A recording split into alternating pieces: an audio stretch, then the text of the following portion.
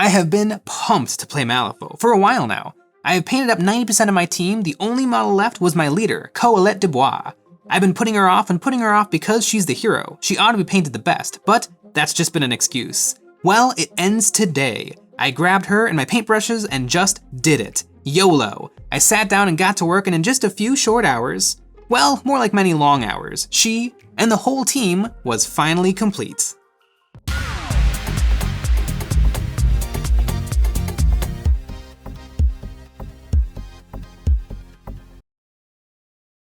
This video is sponsored by Cobalt Keep. More on them in a bit. Hey guys, Jay here. Welcome to EonsOfBattle, and I did it. I did a thing. For the first time in my life, I don't have a pile of shame. For one game, I painted the showgirls, I painted Colette Dubois, I painted the mannequins, I painted the choreography, I painted the mechanical doves, I painted everything. Feels good. These models have been a turning point for me. There are a lot of firsts here. These are certainly the best models I've ever painted. They are some of the first 32mm scale figures I have worked on, and they were my first foray into non-Games Workshop games. You hear that, Games Workshop? You've got competition. So, to celebrate this achievement, I want to tackle another first for me. I want to build a display case.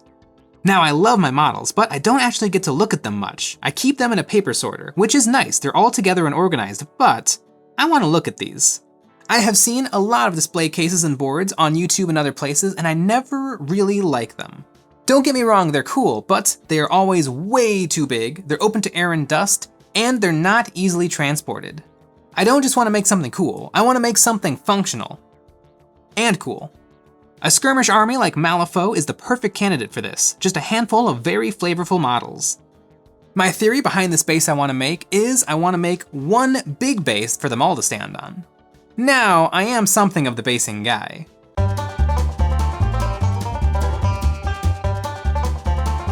And Malifaux has already given me the perfect inspiration, a theater.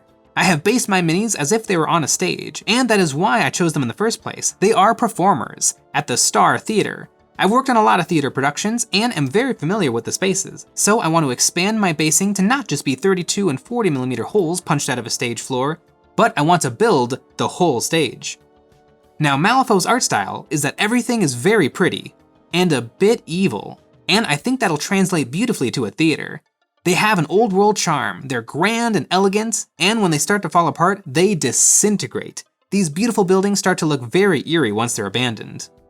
I have my concept, but I still need my stage, and I have discovered the perfect solution. It checks all my boxes. It'll display the minis, it'll store and protect them, and it'll make for easy transportation. Allow me to introduce you to the Cobalt Keep Army Display Case. Not only does Cobalt Keep make the best quality magnet-ready bases on all sides of the Mississippi, but they also make the cleverest display cases around. These come in two flavors. Their Hero Display Case, which is perfectly sized for a single model. Whether it's a small model or large, these clear polycarbonate boxes are a wonderful way to display and view your gorgeous minis. These cases can stack, giving you an attractive tower, and have integrated metal plates so that your magnetized minis are held securely.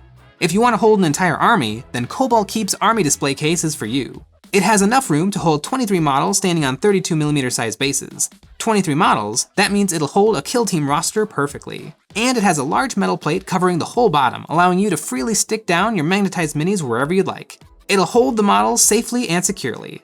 You'll be the belle of the ball if you rock up to the game store with your minis looking nice in one of these boxes. And if you shop with the code EOB10, then you can get 10% off of your order of display boxes from Cobalt Keep. This box will make the perfect base for my sinister stage. Now it's time to get to work. I'm gonna need my tools.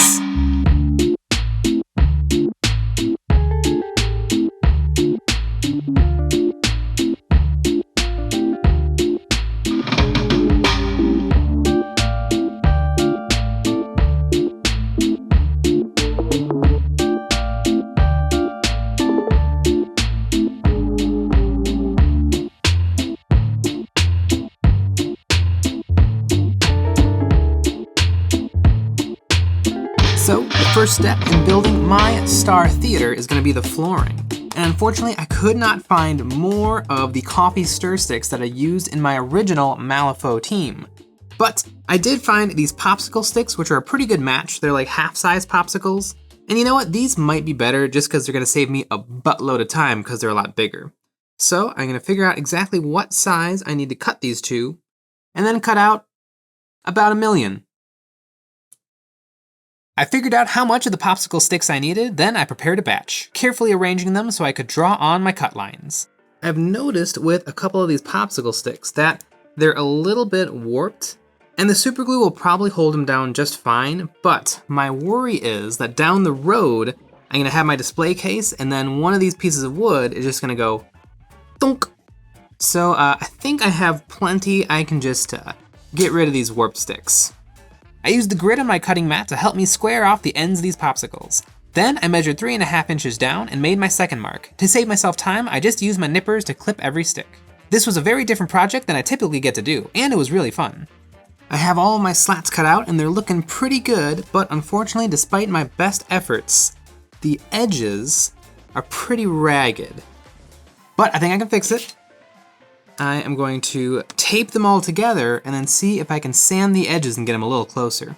I got some tape and stuck down my popsicles. Then, once they were all together, I sanded the edges. This still didn't make them perfect, but it got me a lot closer. With my slats all done, I decided I wanted a bit of variety, so I made a mark 2 inches up and drew a line across all my sticks. I also put a T on the top of every stick so that I could rearrange them properly. Then I pulled out every third slat and cut it in half. I did some quick and dirty weathering with a hobby knife and nail file and then put them back in the stage. I have all of my slats cut, and that was quite the little project. I'm really glad I didn't have the incredibly small coffee stirrers. This would have taken a lot longer, but now I hope I have enough super glue to get the job done. I put a lot of super glue on each slat, as I wanted to sand and distress the heck out of these things, and I want to make sure that they are locked down. I'm on to the very last slat, and because I've stretched them out just a little bit to give a little room in between each slat, because I like to think that these are really, really old, and so the wood has started to shrink over time. Maybe the evil of Malifaux has actually warped the wood a little bit. But on the last slat, I'm probably gonna have to chop it in half, but that is very doable. And on a project like this, it's always a good idea to give yourself plenty of wiggle room. I've definitely worked on a lot of projects where everything is very exact and I've planned everything, and then as soon as anything goes wrong, the whole project is thrown out of whack. But I can very easily chop one of these in half, so no big deal. I carefully split the wood, then after a little bit of sanding, it fit like a glove. Then I stuck on some electrical tape to all the exposed plastic of the display case. I have my display all taped up. It wouldn't do me much good to have a lovely display case like this and then just scratch the heck out of it with sanding, so it is nice and protected. And this is really gonna help out with painting. It's already taped up, so I don't have to do any more work. But now, on to the sanding. I was happy with my sanding, but it made everything a little bit too smooth, so I scraped my board up with a steel brush. This will make the wood look a lot more like real wood. Whew, sanding is done, and it is now time to start painting, but first, I gotta clean up a little bit. Boom! Perfectly clean. Time to paint. I gave my stage a blasting of good old-fashioned black primer through the airbrush, but I could have used a rattle can as well. Then I gave it a zenithal, not because it needed it, but because that's what I did for my Malifaux team, and I wanted this floor to be consistent with those bases. I loaded up my palette with all the colors I used on my Malifaux bases and got ready to paint. This stage will be 100% glazed. I mixed up my browns with about 25% paint, 75% water, and then went to town. Then I picked out individual slats with either gray, green, magenta, or brown to add a little subtle variety. It was looking pretty garish, but that was on purpose, because I went over everything with brown and black again. This made everything look uniform while allowing the fun colors underneath to show through a little bit. Then, the most fun part of any project, demasking. I pulled off the tape and got a nice clean edge all around my stage. I have just finished my stage and I am loving it, but I think the next step in this project is going to be moving away from physical modeling and into digital modeling. I grabbed a tape measure and figured out my dimensions, then I got my computer ready and booted up Photoshop. I grabbed some assets off the internet to do a collage. It was really fun figuring out what I wanted my Star Theater to look like, and I used a photo of my model to give myself something to look at for scale. I was doing this in a document that was 8 inches by 10 inches, a standard photo paper size that'll fit in the Cobalt Keep display. I just stacked my assets like this brick wall I found and some photos of drapes I liked. I didn't do much editing or painting because I plan to do all of my fixes later, practically. So I have the design for my case all figured out, but my printer sucks. Luckily, I live near a Walgreens, and so I'm gonna have them print it for me. This is the photo I sent to my local Walgreens. I wonder what the employee who printed it out thought. In between family reunions and pet photos, this weird collage. All right, let's see how this sucker turned out.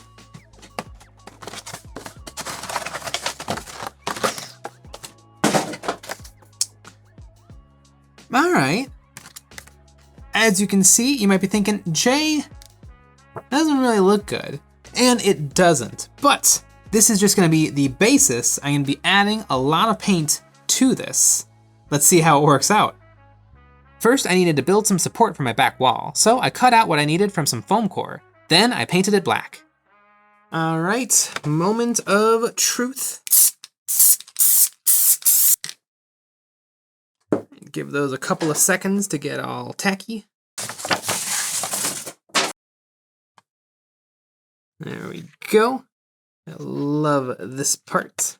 Always a good time. Fitted. Absolutely. Oop. Come on now. There, right? Boom. Flawless. So I now have my back wall, and it is time to throw a little paint on this, get it looking good. First things first, it's printed on ultra glossy paper, so I had to knock that down, and I took some matte medium and a sponge and I dabbed this on.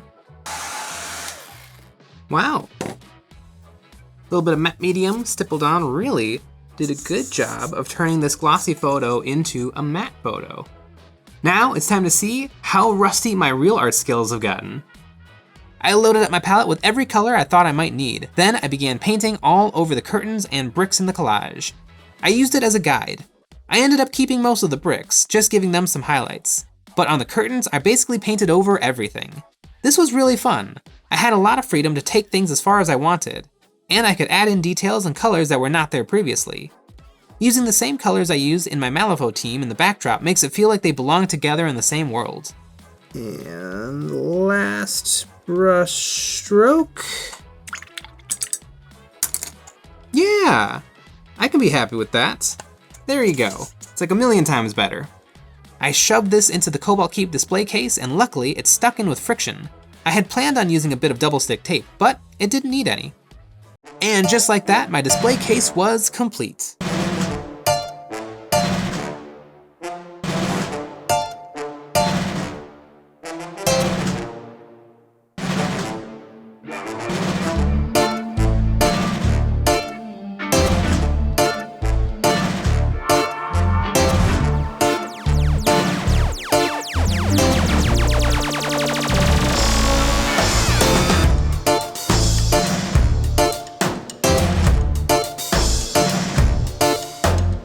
My performers are ready to take to the stage. The curtains rise and my actors are ready to take on the wild world of Malifaux. While I was planning this project, I was thinking about cutting holes in the stage for the base to slot into. And I think that would be cool for some projects, but I decided against it for this one. I wanted to make sure that I had the ability to change the layout if I wanted to. Maybe one week I'm going to want to bring the mannequins to the forefront. And I also wanted to make sure that there was plenty of floor space available because this is not going to be the end of my Malifaux Arcanists.